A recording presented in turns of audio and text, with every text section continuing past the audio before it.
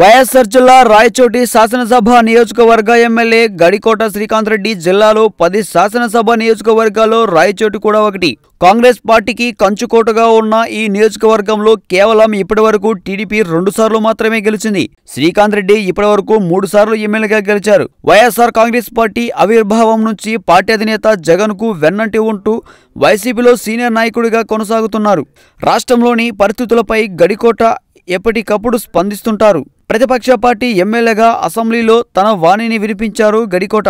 ముఖ్యమంత్రి చంద్రబాబు నాయుడు తీరును ఎండగడుతున్నారు. చీకట్లో చంద్రబాబు కాళ్లు పట్టుకునే నైజం తమకు లేదని, తమ పార్టీ అధినేత జగన్మోహన్ రెడ్డి ఏది చేసినా నేరుగా నిజాయితీగా అందరికీ తెలిసే విధంగా చేస్తారంటూ వ్యాఖ్యానించారు. అలాగే రాష్ట్రంలో తాగునీటి సమస్యలు, నిరుద్యోగ భృతి, మహిళలు, ప్రభుత్వ ఉద్యోగులపై దాడులు లాంటి ఎన్నో సమస్యలపై గడికోట పోరాడుతున్నారు.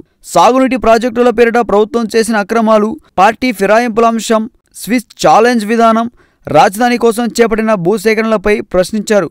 అలాగే నియోజకవర్గం కార్యక్రమాల్లోనూ చురుగ్గా పాల్గొంటున్నారు. పార్టీ ప్లీనరీ కార్యక్రమాల్లో ఉత్సాహంగా పాల్గొన్నారు. తాజాగా మాసాపేట రోడ్డు వద్ద పక్కన నడిచి వెళ్తున్న మాసాపేటకు చెందిన హుసేన్ బి అనే మహిళను స్కూటర్ ఢీకొట్టడంతో ఆమెకు కుడి భుజం, ఎడమకాలుకు తీవ్రంగా గాయాలు అయ్యాయి. అదే సమయంలో అటుగా వెళ్తున్న శ్రీకాంత్ రెడ్డి ప్రమాద సంఘటనను గమనించి వాహనం దిగి గాయపడిన మహిళను తన వాహనంలోనే ప్రభుత్వ ఆసుపత్రికి పంపించి మంచి వైద్యం అందించాలని వైద్యాధికారులకు ఫోన్ చేసి చెప్పారు. అలాగే మార్నింగ్ వాక్ కి వెళ్ళినప్పుడు ఎవరైనా ప్రజలు వచ్చి సమస్యలు చెప్పుకుంటే వాటిని పరిష్కరించేందుకు ప్రయత్నిస్తారు. గడికోటకు భారీ పోటీ వచ్చే టీడీపీ నేత లేకపోవడం విశేషం. ప్రభుత్వం నిధులు ఇస్తే వాటిని సక్రమంగా నియోజకవర్గ డెవలప్మెంట్ కి వినియోగిస్తారనే వాదన రాయచోటి ప్రజలు వినిపిస్తున్నారు. వచ్చే ఎన్నికల్లో ఖచ్చితంగా శ్రీకాంత్ రెడ్డి గెలుస్తారంటూ నియోజకవర్గ ప్రజలు చెబుతూనే ఉన్నారు. ఈయనకున్న ప్లస్లు ఏంటంటే వరుసగా 3 సార్లు ఎమ్మెల్యేలుగా విజయం సాధించడం, వైసీపీలో సీనియర్ నేతగా గుర్తింపు పొందడం, అసెంబ్లీలో మీడియా సమావేశాల్లో అధికార పార్టీపై విరుచుకుపడడం, రాయచోటిలో ప్రత్యర్థి పార్టీలో బలమైన ప్రత్యర్థి లేకపోవడం.